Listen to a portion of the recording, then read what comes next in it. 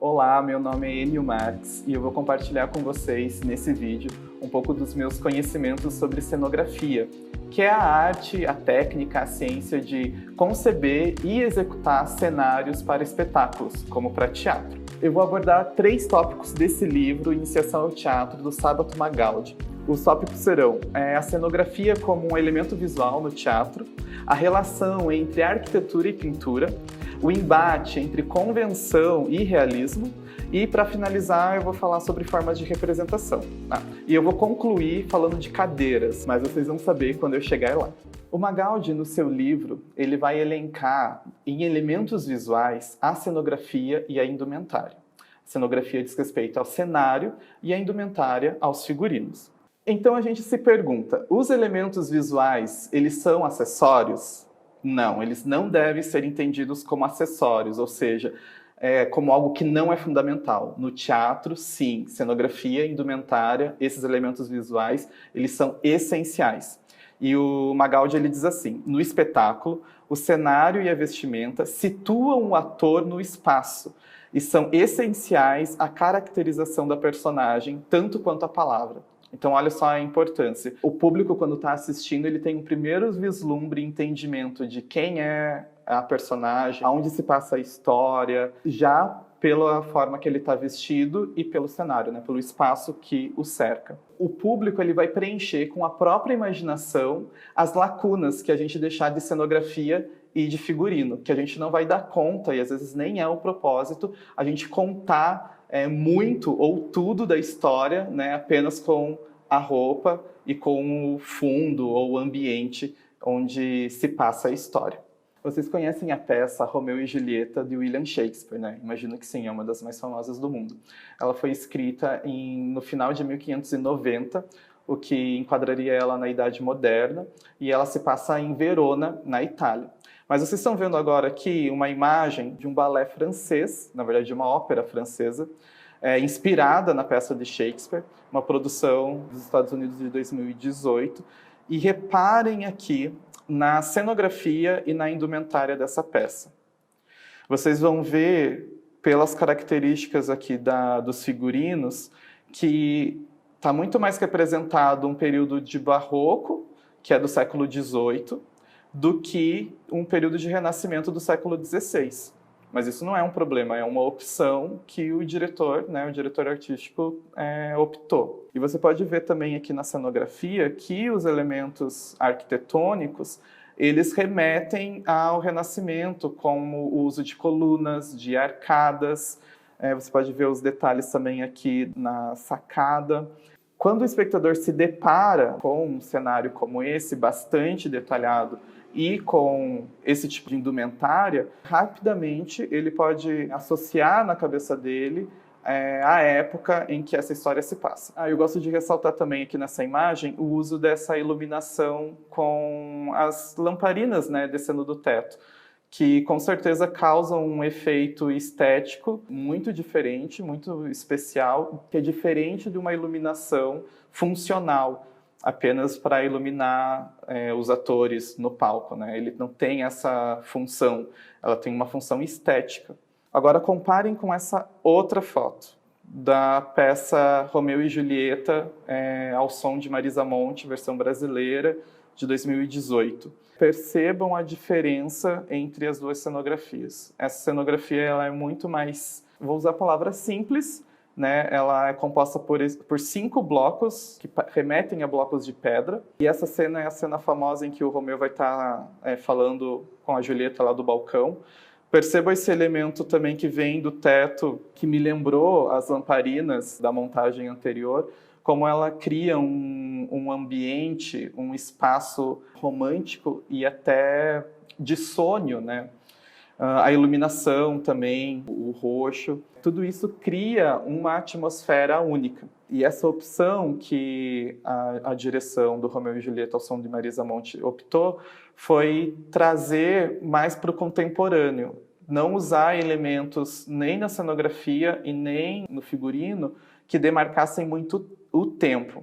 A gente vai ver isso nas próximas imagens. Essa imagem, por exemplo, a gente vê de novo os blocos que formam o cenário. Eu acho muito interessante essa opção que eles fizeram, acho muito prático, funcional, a forma que, de acordo com a cena, você vai montando os ambientes, seja da casa da Julieta, seja da cidade, seja do altar onde eles vão casar, sempre com esses blocos móveis. Aqui você também pode ver o uso da luz, como é importantíssimo na cenografia, né? Como a luz deve conversar com a cenografia e o design de luz deve ser criado em harmonia com a cenografia.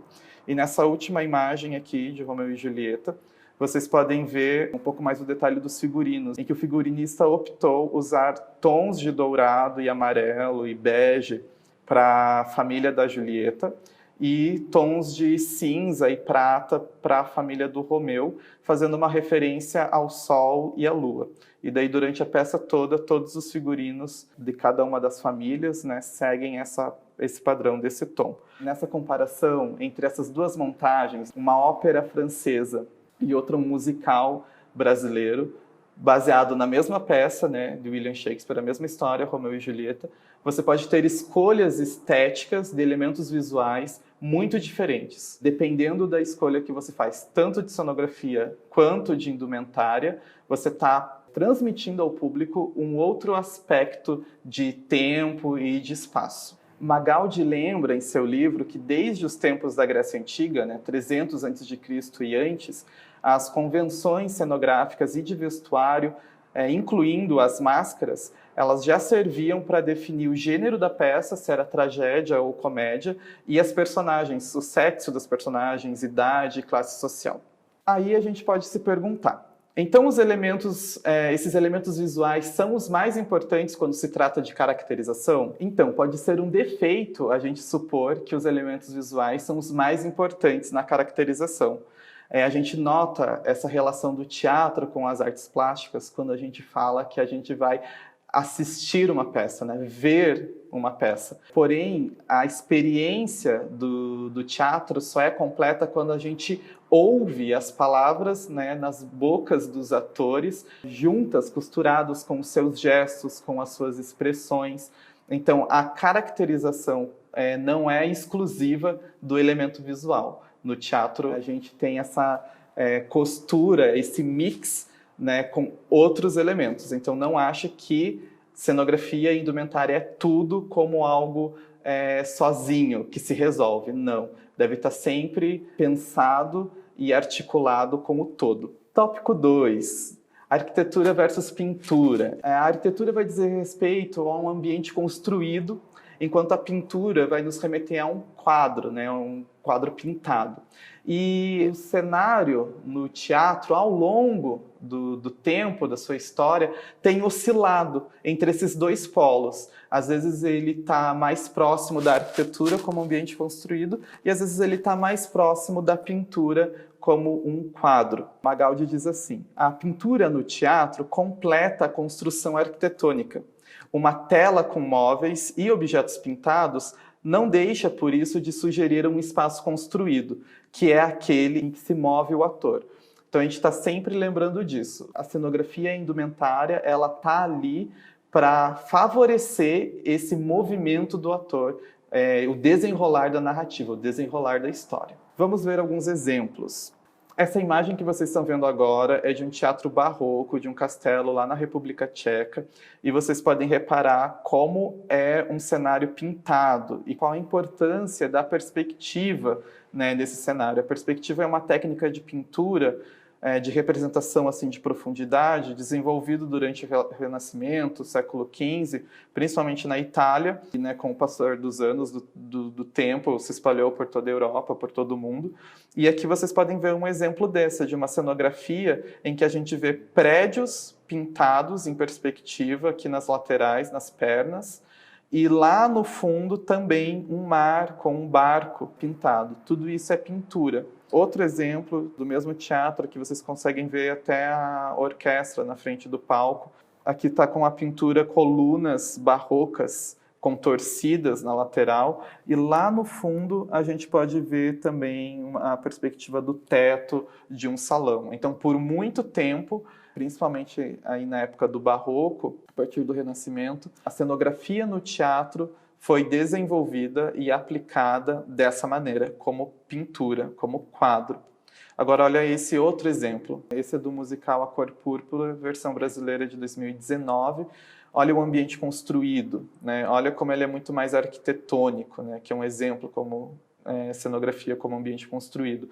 A gente vê o que seria a forma de uma casa, as escadas, é uma cenografia muito prática também, muito interessante, em que essas escadas elas giram ao longo do espetáculo de acordo com a cena, mas todo o tempo essa casa, essa estrutura, ela está em palco, ela está aparecendo. A gente pode ver mais uma foto, agora mais de perto. E esse eu acho um exemplo interessante de ambiente construído como cenografia. Agora, olhem essa outra foto. Essa daqui é uma maquete de um cenário funcional e poético do Adolf Appia. Esse cenógrafo ele foi muito importante no início do século XX, que ele falava muito sobre a aplicação da luz com fins mais poéticos do que utilitários. Então, a luz não serviria apenas para iluminar a cenografia atrás do ator ou iluminar apenas o ator, mas para criar ambiência, criar ambientes, criar espaços. E ele foi muito importante na história da cenografia. Aqui vocês estão vendo uma foto do musical Jesus Christ Superstar, montagem de 2012 do Reino Unido. O musical ele se parece muito com um show de rock e a gente pode ver o uso do telão ali no fundo como uma evolução, né, uma herança da cenografia com as telas pintadas. E nesse telão são mostradas, além de close dos atores, alguns momentos mais estéticos, como esse, em que quando Jesus ele é açoitado pelos soldados romanos, que vocês veem aqui embaixo na escadaria, aparece no telão como se fosse o sangue, né? Manchas de sangue. Com certeza isso tem um impacto estético muito grande, ainda mais por causa do tamanho, para o público que está assistindo. Mas percebam que é uma mistura, né? Tem a tela como cenário pintado, vamos dizer assim, mas você tem também elementos construídos, um ambiente construído como o uso das grades, outros elementos móveis como cadeiras que entram. Ó, nessa próxima foto, também do mesmo musical, a gente vê o momento da crucificação em que foi usado o telão de fundo para projetar um eclipse solar. Então, é como aqui está casando o ambiente construído com os andaimes, com os elementos metálicos formando a cruz, junto com o cenário como tela. Seria uma síntese, esse seria um exemplo de uma síntese moderna dos dois modos, né, de fazer cenografia. Um exemplo atual também da cenografia como quadro é as nossas videochamadas, quando a gente muda o nosso fundo aqui, né, do nosso ambiente, colocando outras imagens de outros lugares. Eu diria que isso é uma aplicação moderna dessa ideia da cenografia, né, como algo pintado. O Magaldi ele faz uma observação importante no livro também, que se você optar pela pintura, é importante você levar em consideração evitar pintar elementos na parte de baixo da tela, em que seria sempre coberta pelos atores passando, né, no palco, diante, né, da tela, a não ser que isso fosse proposital, você queria que esse elemento fosse coberto, mas se não, evitar isso. E também evitar pintar animais ou seres vivos em uma pose fixa, porque assim ele ia parecer uma estátua e não ia ser coerente com a passagem de tempo natural durante a contagem da história, né? Sei lá, se eu fizer uma tela com um cachorro, ele vai estar lá sempre congelado, a história está andando e o cachorro ficou lá parado. Então seriam observações que o Magaldi faz de quando você for fazer um cenário pintado, pensar nisso.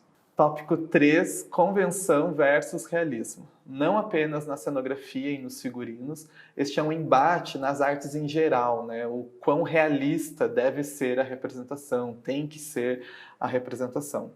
O Magaldi diz em seu livro assim: o próprio teatro é, em princípio, convenção. A partir desse dado, tudo mais tem direito de libertar-se do realismo.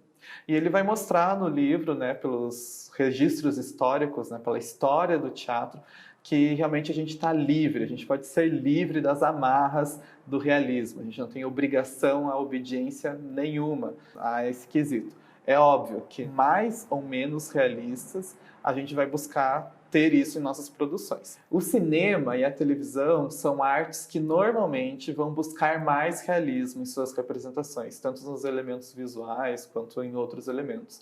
Então a gente espera ver no cinema, mais do que no teatro, uma concepção e execução de cenário e figurino que buscam mais essa realidade, que se aparentam mais ao mundo real. Mas nem sempre é assim. Aqui vocês estão vendo uma foto da cenografia de Dogville, um filme de 2003, e como eles fogem desse padrão do cinema em que busca aspectos mais realistas na arte da representação. A gente vê, por exemplo, aqui bancos e uma torre representando uma igreja e uma porta. Isso é a igreja, é só isso.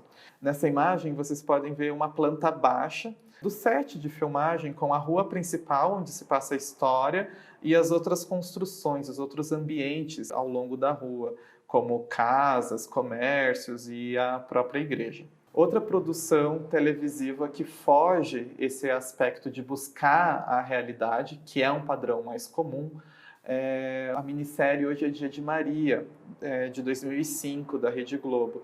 Nessa imagem vocês podem ver, inclusive, que eles se utilizaram daquela técnica de pintura, né, da tela, como cenário aqui no fundo, né, misturado com elementos mais estruturais, mais arquitetônicos.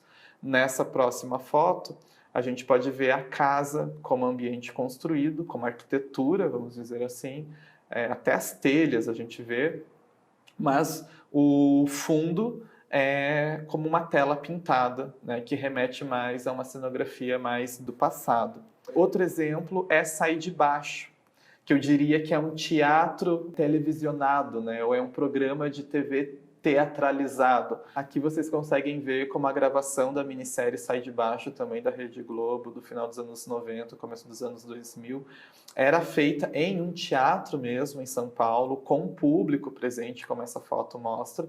Só que ao contrário do que normalmente a gente vê no teatro, que normalmente são cenografias e figurinos que buscam mais símbolos, são mais convencionais, né, por convenção, do que buscar realidade, em Sai de Baixo a gente vê uma busca pelo realismo, né? É para se parecer, de fato, um apartamento de classe média em São Paulo, as roupas, a família de uma classe média em São Paulo. Tudo aqui é mais próximo, né, do que a gente chamaria de uma realidade tal como ela é. É feito para você olhar e não identificar como um elemento cenográfico do teatro, vamos chamar assim, o teatral, mas sim mais realista. Magaldi ressalta em seu livro que na história da dramaturgia, né, ao longo da história do teatro, a rua tem sido um ambiente, um cenário muito comum para o desenvolvimento, né, da narrativa das peças, assim como a sala de estar, que é um ambiente assim sem particularidades evidentes, né? Ele serviria para vários tipos, várias montagens. Isso a gente pode ver nesses exemplos que a gente viu, como por exemplo o Sai de Baixo. Agora eu quero mostrar para vocês duas ferramentas que são muito úteis na concepção da cenografia. Nessa primeira imagem, vocês estão vendo uma maquete do Luiz Gustavo Fernandes para a peça O Pagador de Promessas, uma montagem de 2006. E olha que interessante o uso da maquete como concepção de cenografia, né? A gente consegue perceber a espacialidade de uma maneira muito clara, embora aqui não tenha uma figura humana, que seria a representação da escala humana, né? De uma pessoa no palco, para a gente saber quão grande ou quão pequeno é isso. Mas a maquetaria é uma arte que ajuda muito a cenografia. Nessa outra foto, também, né, do Luiz Gustavo Fernandes, a gente vê o teatro mais de cima, a gente consegue ver as pernas das cortinas, a formação do backstage, ou por onde os atores entram e saem de cena. E nessa última imagem vocês veem o teatro quase que de frente, o palco quase que de frente, e essa vista aqui, nessa perspectiva que a maquete nos dá, seria próxima da visão que o espectador teria, ainda mais se ele estivesse num balcão. Nessa imagem, vocês veem uma foto da montagem, de fato, né? E a gente consegue identificar os elementos que a gente tinha visto antes lá na maquete, como a escadaria e a porta da igreja, essas outras escadarias como elementos, né, espaços em que os atores se movimentam, o comércio também aqui no canto, e como tudo, né, junto com os atores, com as indumentárias, com a iluminação, cria esse ambiente propício para contar a história, para se desenrolar a história. Um outro exemplo, além da maquetaria física como instrumento de planejamento de cenografia, é a maquete 3D. E eu estou mostrando agora aqui para vocês um projeto meu de 2018, para um musical chamado Cada Um de Nós, é uma Paixão de Cristo. E aqui eu quero mostrar para vocês como esse tipo de programa, esse eu usei o SketchUp, mas existem outros programas, né, de simulação 3D, que é um ótimo recurso para você visualizar a ocupação do palco, as áreas, os ambientes. Nessa outra imagem aqui, mais de cima, vocês conseguem ver, por exemplo, 2 barcos. Mas por que tem 2 barcos? Na verdade, a gente só utilizou um em cena, mas eu precisava me certificar que o espaço aqui atrás que eu estava criando e separando era capaz de guardar esse barco até o momento dele entrar em cena. Né? Então, a cenografia vai se preocupar desde questões funcionais quanto questões estéticas. Nessa imagem vocês estão vendo o que seria uma planta baixa, quase como de arquitetura, do palco. E vocês estão vendo essas linhas pontilhadas, esses círculos pontilhados que demarcavam áreas de iluminação específica, que iam criar cenas, né, ambientes específicos de iluminação. Nessa próxima imagem, vocês veem quase como uma vista que o público teria dessa cenografia. Aqui à direita, os tablados onde os coristas iam se posicionar para cantar, os arcos aqui que seriam usados como entradas e saídas para os atores, né, para o fundo do palco e, de fato, para entrar em cena. Também aqui na frente, com essas pedras, a gente formou uma espécie de tablado que esconde a cruz para que ela entre em cena, se levante em cena apenas, né, no momento adequado.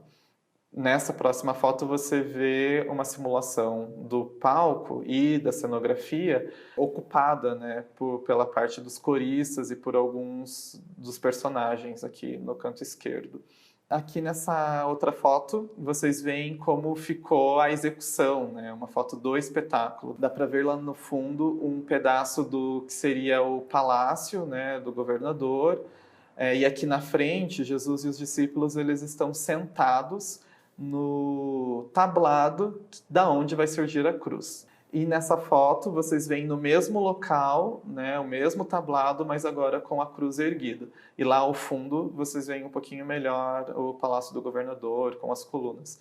Aqui vale de novo lembrar a importância da iluminação cênica também, bem planejada, coerente com a cenografia, com os materiais, para que a cor projetada, né, que foi imaginada do iluminador, funcione também na cenografia, se é para ter reflexão ou não dos materiais. É muito importante que essas áreas se conversem, né, e construam juntas, corram juntas para o objetivo final que o diretor tem em mente.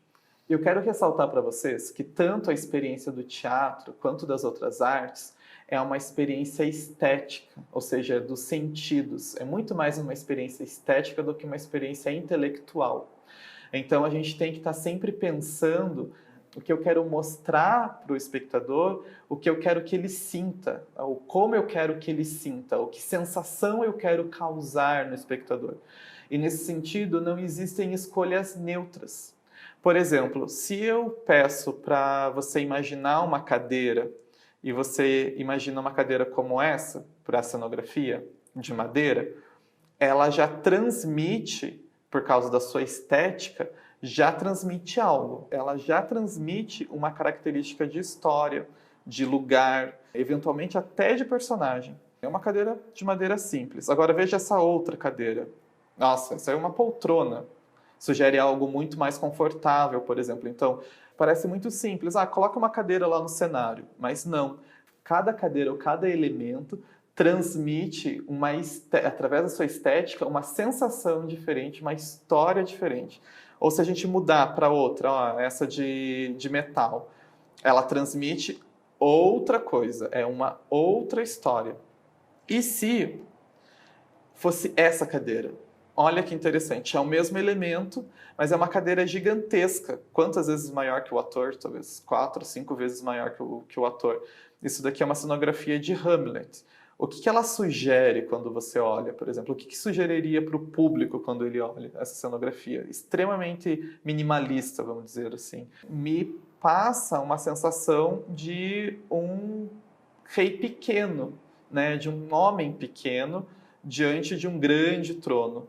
Ou ainda, olha aqui, são apenas cadeiras, mas como o mesmo elemento, você pode criar uma outra impressão, uma outra sensação. Que sensação você tem ao olhar essas cadeiras flutuantes, esses atores sentados em cadeiras flutuantes? Ou aqui nessa imagem, além de cadeiras flutuantes, nós ainda temos uma diversidade de tipos de cadeiras. Cada cadeira, para mim, me remete a uma personalidade diferente. Ou ainda, aqui com o mesmo elemento de cadeiras, olha que escultura é construído. E como isso tem uma impressão estética nos nossos sentidos de uma maneira única, né? Ela fala com cada um de nós de uma maneira. Então, para finalizar, eu quero reforçar isso para vocês, que o teatro ele é uma experiência estética. Quando vocês forem projetar uma cenografia, pensem que elementos do texto, né, ou da peça, você quer ressaltar, que elementos, que temas da peça o diretor quer que seja ressaltado. E a cenografia e o figurino, eles vão ter esse papel, eles vão poder ser usados também para isso, para reforçar esses temas, criar a ambiência propícia para o desenrolar da história. Sem esquecer que a gente sempre vai trabalhar com pelo menos um tripé, algo como orçamento, cronograma e equipe, né? Então se lembre de produzir, criar algo, conceber algo que esteja coerente aí com o quanto de orçamento que você tem, com o que as pessoas que você tem à sua volta, né, são capazes de executar. Por exemplo, se você vai precisar de marcenaria, tem um bom marceneiro com você. E o cronograma, o que o tempo vai dizer, vai permitir de você planejar, para você planejar de acordo e ter tempo de executar, a tempo de ensaios, testes e tudo mais. É isso, pessoal. Espero que tenham gostado. Até mais!